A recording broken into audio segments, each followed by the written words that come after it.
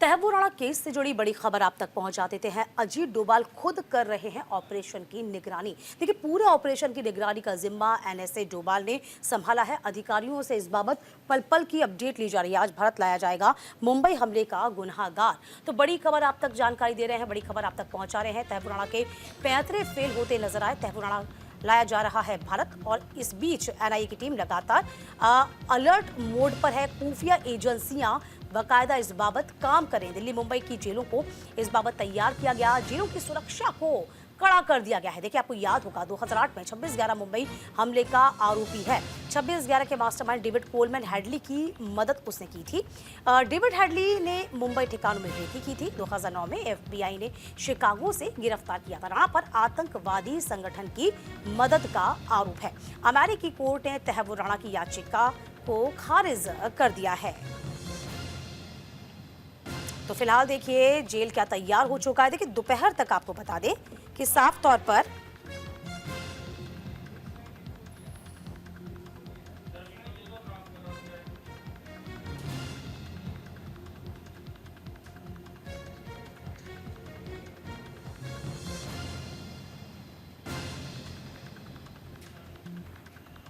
और हमारे साथ ए.के. जैन साहब जुड़ गए हैं। पूर्व डीजीपी हैं उत्तर प्रदेश के। ए.के. जैन साहब, आपका बहुत स्वागत है। देखिए, बहुत लंबा हम कह सकते हैं इंतजार, और तहव्वुर राणा जो कि हमारा दुश्मन है वो बात आ रहा है। यदि हम जेलों का जिक्र करते हैं तो क्या लगता है किस तरह के इंतजाम किए गए हैं जेलों में? किस तरीके से हमारी तमाम एजेंसियां तैयार हैं?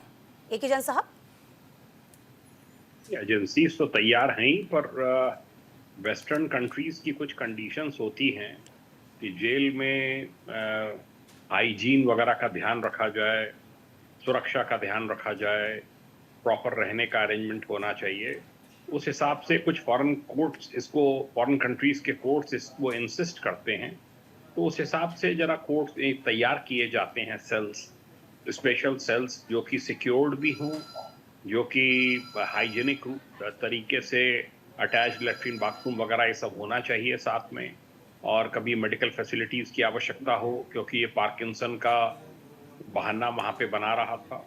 यहाँ पे कोई कमी नहीं है अच्छे से अच्छे डॉक्टर्स की। उसको यहाँ पर कोई प्रॉब्लम होती है तो उसको यहाँ पर ट्रीट किया जाएगा, उसके लिए व्यवस्था की जाएगी।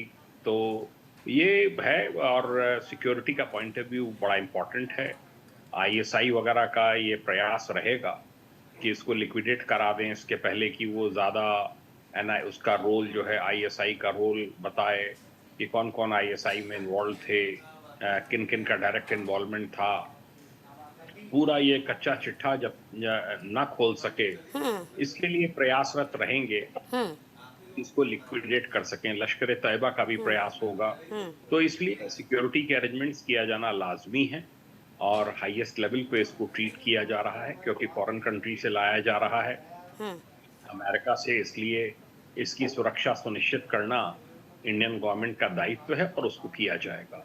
अच्छा, इस बीच हम ये भी देख पाते हैं कि किस तरीके से हमारी जो जांच एजेंसियां, देखिए 2009 में शिकागो से इसकी गिरफ्तारी कर ली गई थी। तब से लेकर इसने पूरी कोशिश की थी, हम कह सकते हैं कि यहाँ पर अपनी बीमारी का हवाला भी दिया गया। सोच रहा था कि डिपोर्ट ना हो पाए, लेकिन सारे पैंतरे इसके धरे के धरे रह गए। तो जो हमें सुरक्षा एजेंसियों ने तत्परता दिखाई, सक्रियता दिखाई, और कॉन्टिन्यूटी जो थी, जो निरंतरता थी, वो रखी, तब जाके तहव्वुर राणा का जो प्रत्यर्पण संधि के तहत है वो अब देश लाया जा रहा है। हम ये कह सकते हैं।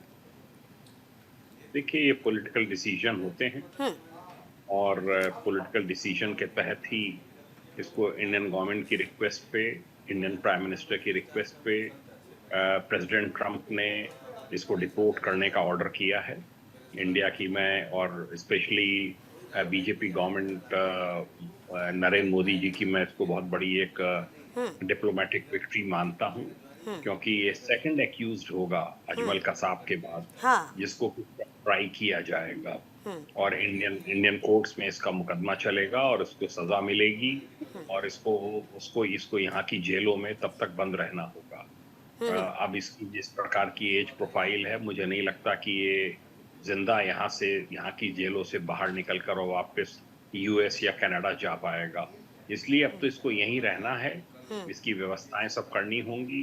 मेरे ख्याल से एक प्रोविजन होता है जो फॉरेन कंट्रीज से डिपोर्ट करते हैं, शायद फांसी देने पे मनाही रहती है। पता नहीं इसमें ऐसी कंडीशन ले डाउन की है कि नहीं की है, ये डिटेल्स पता चलेंगी, पर लाइफ इम्प्रिजनमेंट तो इसको अवश्य मिलेगी और इसको काटनी होगी, चाहे वो मुंबई की जेल में काटे, आर्थर रोड जेल में, या तिहाड़ तिहाड़ तिहाड़ की जेल, तिहाड़ जेल में काटे। स्पेशल व्यवस्थाएं की जाएंगी और इसको सुरक्षित रखा जाएगा। इसकी जो भी बीमारियां हैं उनके बेस्ट पॉसिबल इलाज को भी देखा जाएगा। अच्छा, इस बीच हम ये भी कह रहे हैं कि लगातार ये भारत की कूटनीतिक जीत भी है, क्योंकि हम ये कहते हैं ना, जब तक अपने ऊपर नहीं बीतती तब तक शायद ये समझ में नहीं आता। जैन साहब, अमेरिका पहले कभी आतंकवाद को लेकर इतना सक्रिय नजर नहीं आया, लेकिन जब तक उसके ऊपर इस तरह की दिक्कतें पैदा नहीं हुई तब उसे समझ में आया। जब ट्विन टावर पे हमला हुआ तब उसे समझ में आया कि हाँ, आतंकवाद कितना गहरा होता है, इसके जख्म कितने गहरे होते हैं। उसके बाद से जो पॉलिटिकली जो डिस्कशन हुआ वो ज्यादा खास हो गया और इसके बारे में पाकिस्तान भी अवेयर हो गया। आपको नहीं लगता? बिल्कुल ठीक कहना है आपका। हाँ। और जब अपने कंट्री पे गुजरती है तभी किसी को समझ में आता है कि आतंकवाद में कितना कष्ट उठाना पड़ता है। इंडिया ने इसको सालों साल सहा है, पर अब इंडिया जो है उसका एटीट्यूड, उसकी कार्यप्रणाली पूरी बदल चुकी है और बड़े ऑफेंसिव एक एक्शन मोड में है बीजेपी की गवर्नमेंट, एनडीए की गवर्नमेंट अगेंस्ट टेररिस्ट सिंपैथाइजर्स, जो फॉरेन टेररिस्ट हैं, फॉरेनर्स इसमें इन्वॉल्व हैं, उनके खिलाफ। और आप देख रही हैं कि पहले आए दिन घटनाएं होती थी, कभी चांदनी चौक में ब्लास्ट हो रहा है, कभी यहाँ हो रहा है, कभी संकट मोचन में हो रहा है। अब ये सब बंद हो चुका है और बड़ी सख्त कार्रवाई ऐसे तत्वों के विरुद्ध इंडियन गवर्नमेंट और बीजेपी रूल्ड स्टेट्स में की जा रही है। उसका बहुत अच्छा इम्पैक्ट है और इसी के तहत ये लाया गया है। उसको बहुत बड़ी मैं नरेंद्र मोदी जी की पर्सनल मैं डिप्लोमेटिक विक्ट्री मानता हूँ, जो इन्होंने प्रेसिडेंट ट्रंप से इस इशू को रेज किया और उन्होंने, क्योंकि अब उनके लिए भी उसकी यूटिलिटी ख़त्म हो चुकी है अमेरिकन गवर्नमेंट के लिए। डेविड कोलमैन हेडली को वो कभी नहीं देंगे क्योंकि वो एक डबल एजेंट के रूप में काम कर रहा था वहाँ पे, और अमेरिकन गवर्नमेंट के लिए भी काम करता था और आईएसआई के लिए भी काम करता था। वो अमेरिकन पाकिस्तानी है, उसको नहीं देंगे। मुझे नहीं लगता कि वो इंडिया को हैंड ओवर करेंगे डेविड कोलमैन हेडली को। और तहव्वुर राणा को उन्होंने कर दिया है, ये कनाडियन पाकिस्तानी है और आ रहा है, आज आ जाएगा। मैं इसको बड़ा शुभ संकेत मानता हूँ देश के लिए। महाराष्ट्र के लोगों में, मुंबई के लोगों में भी इससे खुशी होगी कि ये सेकंड क्रिमिनल है जिसका ट्रायल होगा, क्योंकि 9 तो पहले ही मारे जा चुके थे मुठभेड़ में, और ये सेकंड क्रिमिनल होगा जिसका ट्रायल होगा और बहुत सी बातें ये उगलेगा, बहुत से राज बताएगा। उस पर आगे further action Indian intelligence agencies, NIA, Mumbai police इत्यादि ले सकेंगी। अच्छा, और भी तमाम चीज़ों का खुलासा इससे होगा, क्योंकि देखिए तहव्वुर राणा ने सारे तो पैंतरे आजमा लिए, अपनी बीमारी का भी हवाला दे दिया था। अच्छा, इस बीच हम ये भी कह सकते हैं कि असाइलम को लेकर भी तमाम बड़ी बातें कही जाती हैं। ये भी कहा जाता है कि देखिए, मुझे वहाँ पर यदि मुझे भारत भेजा जाएगा तो मेरा नुकसान होगा, मुझे दिक्कतें पैदा हो सकती है। तमाम पैंतरे आजमाए गए। यहाँ जो अमेरिका कोर्ट है उसने क्या कंसीडर किया? हमारे सबूत इतने पुख्ता थे कि तहव्वुर राणा की एक भी बात नहीं चल पाई, हम ये मान सकते हैं? देखिए, बहुत ज़बरदस्त प्रूफ जो है, एविडेंस हाँ। इंडियन एजेंसीज के द्वारा वहाँ की कोर्ट्स में प्रस्तुत किया गया है। हाँ। और स्वाभाविक रूप से वो इसको स्वीकार करेंगे। अमेरिकन गवर्नमेंट की भी जानकारी में है, अमेरिकन एजेंसीज की भी जानकारी में है कि डेनिश पेपर के ऊपर, डेनमार्क के पेपर के ऊपर एक अटैक की प्लानिंग कर रहे थे डेविड कोलमैन हेडली और तहव्वुर राणा, जो कि पहले से पता चल गया था, प्रिवेंटिव एक्शन ले लिया गया था, इनको डिटेन कर लिया गया था। और ये चाहे बीमारी का बताए चाहे कुछ बताए, अब तो आ ही रहा है इंडिया, और जो बीमारी अमेरिका में ट्रीट हो सकती है उनसे अच्छे डॉक्टर्स हमारे पास हैं, वो इसको यहाँ ट्रीट कर सकते हैं। और ये मैं लाया जा रहा है, मैं समझता हूँ 2-4 घंटे में इसकी लैंडिंग हो जानी चाहिए। एनआईए के ऑफिसर्स, इंटेलिजेंस के ऑफिसर्स गए हुए हैं यूएस, और उसको लेकर रवाना हो चुके हैं। हम्म, लैंडिंग कभी भी हो सकती है। हम्म, मैं समझता हूँ वीडियो कॉन्फ्रेंसिंग के माध्यम से, हम्म, जो अभी एक दो चैनल्स में मैं देख रहा था कि 30 हजारी कोर्ट में उसको पेश किया जाएगा। मुझे नहीं लगता हम्म। कि उसको 30 हजारी कोर्ट लेके जाएंगे और एक तमाशा बनाएंगे। वीडियो कॉन्फ्रेंसिंग से ऐसा होगा उसकी नहीं। हाँ, अच्छा ये भी कहा वीडियो जा रहा है कि कॉन्फ्रेंसिंग से एनआईए जो है वो अपने हेडक्वार्टर रखेगा, काफ़ी हद तक ये पॉसिबिलिटीज़ हैं। उसको तब वहाँ पे रखा जाएगा, एनआईए सबसे पहले पूछताछ करेगा और फिर ये पूछताछ का सिलसिला होता है, मेरे ख्याल से कुछ डिफरेंट होता होगा। आपको क्या लगता है? मतलब आप तो खैर इस बारे में आपको पूरी देखिए जानकारी है ही, तो किस लेवल पे देखिए वो लोग क्वेश्चनिंग करते होंगे? देखिए क्वेश्चनिंग के लिए सबसे ज्यादा जरूरी होता है कि आपके पास में उस क्रिमिनल के बारे में पूरी नॉलेज होनी चाहिए। उसके क्या क्या कार्यकलाप रहे हैं, कहाँ कहाँ किस दिन उसने क्या क्या किया है। 2008 की घटना है, 26/11 की। 26 से पहले वो 21 से लेके 23-24 तक वो मुंबई में ही था। तो कहाँ रुका, क्या किया, पूरी सारी बातें एक एक होनी चाहिए। जब आपके पास सारे फैक्ट्स एंड फिगर्स होते हैं, तभी आप क्वेश्चन करते हैं और तभी क्रिमिनल जो है वो उसमें फंसता है और तभी वो फिर उगलता है कि नहीं ये ऐसा नहीं है, ऐसा है, ऐसा नहीं है, ऐसा है। तो सारी बातें पता चलेंगी। मिलियंस ऑफ डॉलर्स का पेमेंट हुआ था इन सबको, किसके माध्यम से हुआ, किसने किया, आईएसआई ने किया, कब किया गया, किस चैनल के माध्यम से हुआ। ये अभी बहुत सी डिटेल्स हैं जो कि आनी बाकी हैं और धीरे धीरे वो सब उगलेगा। एनआईए के हेडक्वार्टर की भी सुरक्षा बढ़ाई गई है। दिल्ली में दिल्ली जेल को भी एक सेल को तैयार किया जा रहा है।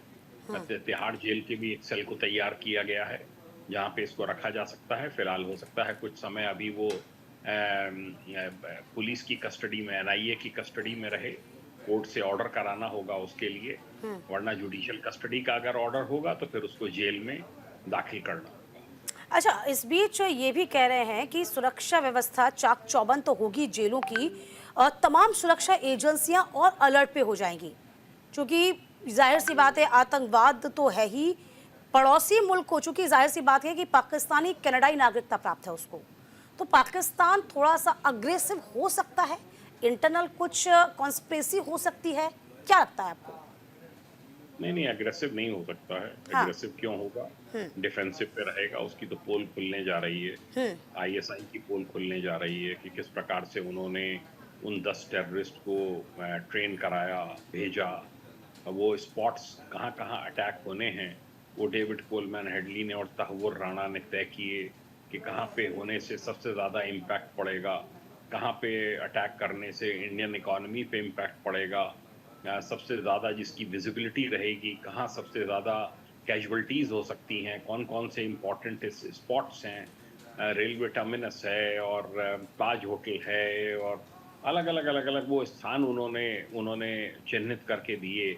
हमारी आपकी सबकी जानकारी में है कि कहाँ कहाँ पर अटैक हुआ था। लंबे समय तक वो चला था। उनको न्यूट्रलाइज करने में बहुत समय लगा और पुलिस वालों कई पुलिस अधिकारी कर्मचारी इसमें शहीद हुए थे।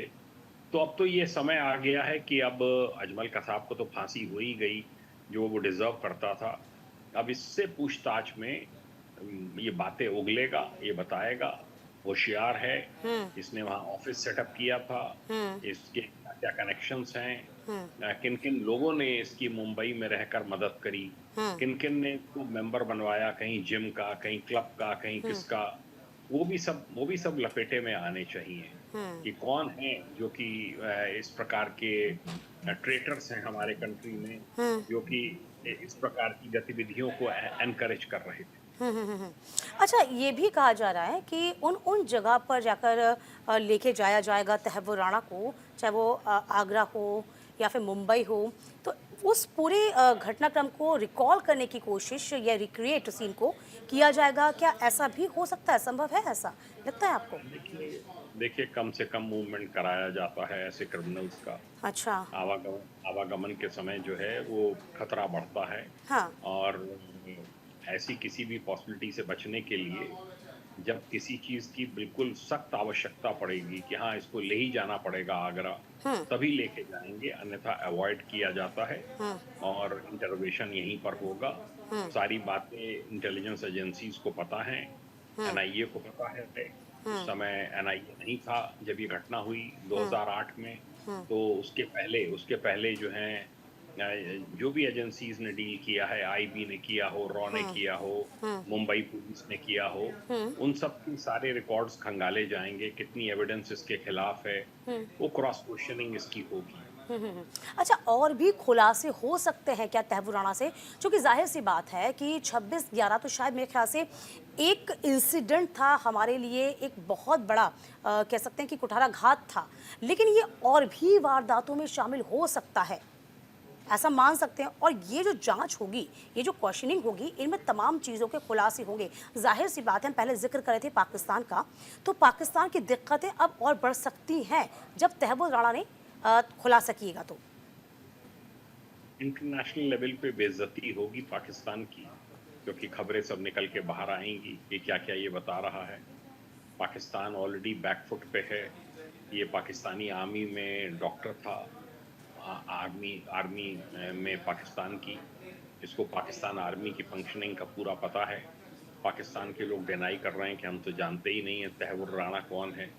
तो पाकिस्तान हमेशा से झूठ बोलता आया है इन टेररिस्ट को लेकर, और भी जितने टेररिस्ट को उसके यहाँ संरक्षण मिलता रहा है, चाहे वो उसामा हो चाहे कोई हो, सबके लिए मना करता रहा है कि नहीं हमारे यहाँ नहीं है। और इसीलिए आज पाकिस्तान की हालत खुद में इतनी खराब है कि वहाँ पर जो टेररिस्ट हैं वो मनमाने तरीके से इस समय लोगों को मार रहे हैं, पुलिस के ऊपर, आर्मी के ऊपर अटैक कर रहे हैं। स्थिति इतनी खराब इसीलिए है क्योंकि वो संरक्षण देते रहे हैं। और जो भी कंट्री, मेरा मानना है कि टेररिस्ट को इस प्रकार से शेल्टर देता है तो आगे चल के यही टेररिस्ट उसके लिए भी हाँ, हम ये कह भी सकते हैं ना जैन साहब कि किस तरीके से पाकिस्तान खुद भी आतंकवाद से जूझ रहा है, खुद नहीं आतंक का पनाहगार बना, तो जूझ भी खुद भी रहा है। बहुत शुक्रिया जैन साहब हमारे साथ जुड़ने के लिए।